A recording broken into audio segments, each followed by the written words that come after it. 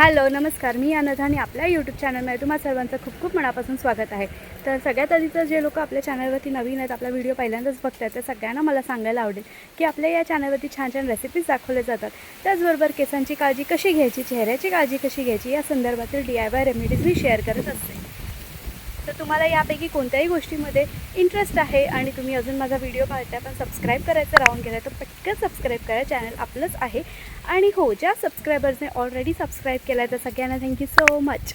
तर येस, मी आता आलेली आहे कोल्हापूरला आणि कोल्हापूरमध्ये आम्ही आता मोस्ट ऑफ जे आपले देवस्थान आहेत ते कवर करणार आहोत, जसं की महालक्ष्मी मंदिर, बाळूमामा, त्यानंतर आम्ही ज्योतिबाला जाणार आहोत, नरसोबाच्या वाडीला जाणार आहोत आणि आपल्या शाहू महाराजांनी जे धरण बांधलं ना, राधानगरी धरण, काळमावाडी धरण, तिकडेसुद्धा आम्ही जाणार आहोत। ते सगळं आम्ही पाहणार आहोत। तर मी आपल्या व्हिडिओद्वारे ना तुम्हाला सगळं ह्या गोष्टी मी जिथे जिथे जाणार आहे ना ते सगळं मी तुम्हाला दाखवणार आहे।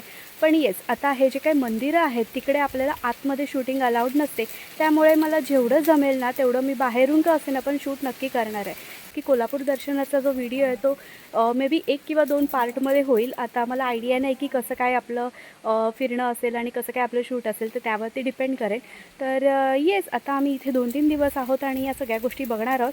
तर आता without wasting any time, let's get started. सगळ्यात आधी आम्ही गेलो आदमापूरला बाळूमामांकडे, त्यानंतर सत्यवा मातेचं मंदिरसुद्धा बघितलं, नंतर आम्ही पाहिलं राधानगरी धरण, त्याचबरोबर आम्ही बघितलं तिथेच जवळ असलेलं काळमावाडी धरण। तर ह्या सगळ्या गोष्टी आपल्या व्हिडिओमध्ये आहेत, तर व्हिडिओ शेवटपर्यंत नक्की बघा। मस्त असं सकाळ सकाळी आम्ही निघालो आहोत बाळूमामांचं दर्शन घ्यायला आदमापूरला।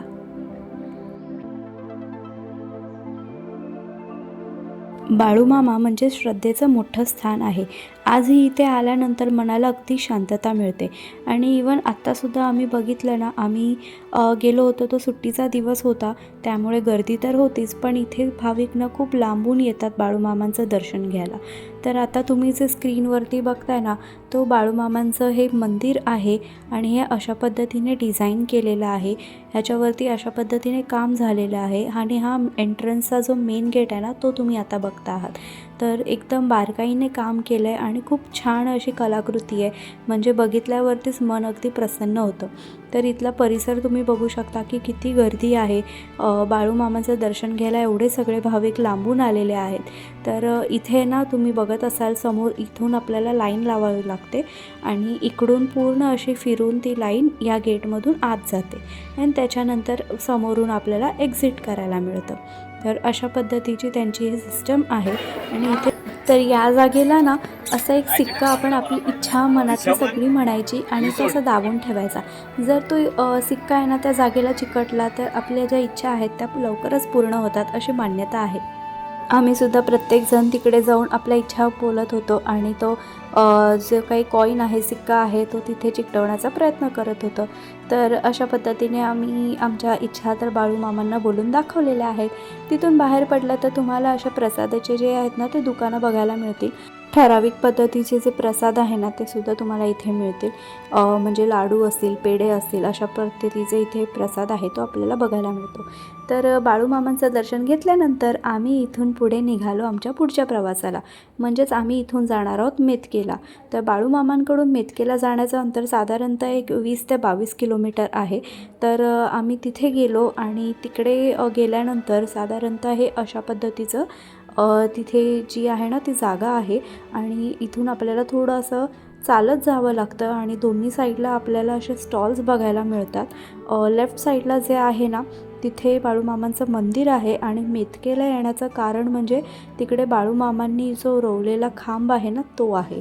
तर त्याचं दर्शन घेण्यासाठी खास आम्ही इथे आलेलो आहोत आणि उजव्या साईडला ह्या अशा पद्धतीचे तुम्हाला स्टॉल्स बघायला मिळतील। खरं तर मेतके इथला हा खांबच या परिसराची ओळख आहे। मेतके इथे जो खांब आहे ना तो स्वतः बाळूमामांनी रोवलेला आहे। असं म्हणतात की या खांबाला एखादी आपण प्रदक्षिणा घालतो किंवा त्या खांबाला आपण असं घट्ट पकडतो तर आपल्यामधली जी निगेटिव्ह एनर्जी आहे ती निघून जाते। बाळूमामांनी स्वतः सांगितलेलं आहे किंवा त्यांच्या ग्रंथामध्ये अशी नोंद आहे की असे 2च खांब आहेत. एक आहे कैलासावरती आणि दुसरा खांब आहे मेतकेमध्ये. तर जेव्हा कोणाला काही अशी बाधा होते किंवा निगेटिव्ह एनर्जीचा त्रास होतो किंवा आपल्यामधले काही निगेटिव्ह एनर्जी असेल तर ती निघून जाण्यासाठी लोक इथे येतात आणि त्या खांबाचं दर्शन घेतात, त्याला प्रदक्षिणा घालतात आणि प्रार्थना करतात की आपली जी निगेटिव्ह एनर्जी आहे ती इथून कायमची निघून जावी. तर आता इथे आतमध्ये जे आहे ना ते शूट अजिबात अलाउड नव्हतं, सो आम्ही बाहेरूनच शूट केलं आहे. तर इथून आहे ना हा एंट्रन्स आहे, इथून असं लाईनमधून आतमध्ये जावं लागतं. तर इकडे सध्या बाहेर लाईन नाही आहे, थोडीशी लाईन आम्हाला आतमध्ये मिळाली होती. तर आता दर्शन घेतल्यानंतर तिथे जवळच आम्ही गेलो. समोरच सत्यवा आईचं मंदिर आहे. हे अशा पद्धतीचं मंदिर आहे, तुम्ही बघू शकता. सत्यवा माता ही बाळूमामांच्या पत्नी होत्या आणि त्यांचं मंदिर हे जे मेतकेला जे खांब आहे ना तिथपासून एकदमच जवळ, अगदी वॉकेबल डिस्टन्सवरती आहे. तर अशा पद्धतीचं हे मंदिर आहे. मंदिराचं बांधकाम अजूनही थोडं बाकी आहे, तर ते काम एका साईडला चालू होतं. हा आता तुम्हाला दिसत आहे तो मेन एंट्री गेट आहे. इथून आतमध्ये सत्यवा मातेचं मंदिर आहे.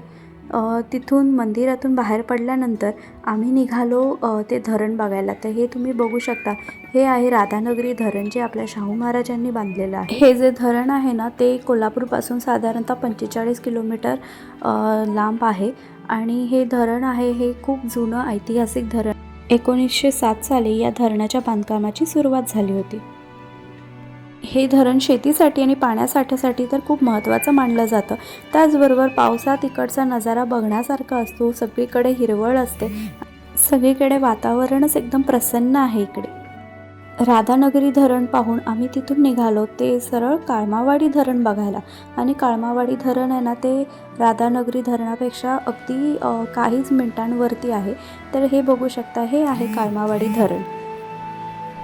काळमावाडी धरण हे राधानगरी धरणापेक्षा एकदम जवळच आहे आणि इथले ना निसर्गरम्य वातावरण असतं. म्हणजे जे निसर्गप्रेमी आहेत ना त्यांना इकडे खूप आवडेल, कारण इथे आजूबाजूला पूर्ण हिरवळ आहे, शांतता असते.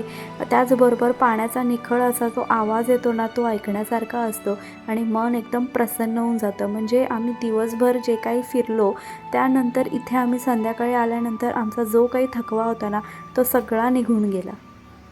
इथे ना मनाला एक वेगळीच शांतता मिळते. आणि हो, या धरणामध्ये तुम्ही इथे खाली येऊन हे सगळ्या गोष्टी बघू शकता. इथे थोडा वेळ टाईम स्पेंड करू शकता. राधानगरी धरणामध्ये तुम्हाला खाली जाता येत नाही किंवा तिकडे अलाउड नाही आहे, पण या धरणाला तुम्ही इकडे येऊन थोडा वेळ आपलं बसून शांततेत आपला वेळसुद्धा घालवू शकता. एकदम मस्त जागा आहे. तर धरण बघून झाल्यानंतर आम्ही तिथून बाहेर पडलो आणि आज सकाळपासून आम्ही फिरतो आहे आणि ह्या सगळ्या गोष्टी व्यवस्थित बघितल्या. तर हे सगळं पाहता पाहता वेळ कसा गेला हे आम्हाला कळालंच नाही. अगदी संध्याकाळ झाली आणि आम्हाला भूक लागली होती, सो आम्ही इथे आलो दावणगिरी डोसा खाण्यासाठी. आता तुम्ही कोल्हापूरमध्ये आहात आणि दावणगिरी डोसा खाल्ला नाही असं होऊच नाही शकत. तर त्याशिवाय तुमची जी ट्रिप आहे ना ती इनकम्प्लीट आहे. तर कोल्हापूरला आलात तर Davangere dosa is a must try. Davangere dosa आहे तो अगदी टिपिकल असं केळीच्या पानामध्ये सर्व केला जातो. त्याचबरोबर खोबऱ्याची चटणी देतात, त्याचसोबतच बटाट्याची मस्त अशी भाजी देतात. डोसा हा पूर्णपणे लोण्यामध्ये बनवलेला असतो, त्यामुळे खाऊन एकदम मजा येते. तर आमचं तर पोट आता भरलं हा मस्त मस्त डोसा खाऊन. सो आजचा जो व्हिडिओ आहे तो मी इथेच थांबवते. आता हा कोल्हापूरचा पार्ट 1 असा व्हिडिओ तुम्ही म्हणू शकता. पार्ट 2सुद्धा येणार आहे, त्यामध्ये सुद्धा आम्ही छान छान मस्त मस्त ठिकाण तुमच्यासोबत शेअर करणार आहोत. तर आजचा हा व्हिडिओ आवडला असेल तर चॅनलला लाईक, शेअर, सबस्क्राईब करायला विसरू नका. आणि हो, लवकरच भेटूयात पुढच्या व्हिडिओमध्ये. तोपर्यंत बाय बाय, टेक केअर.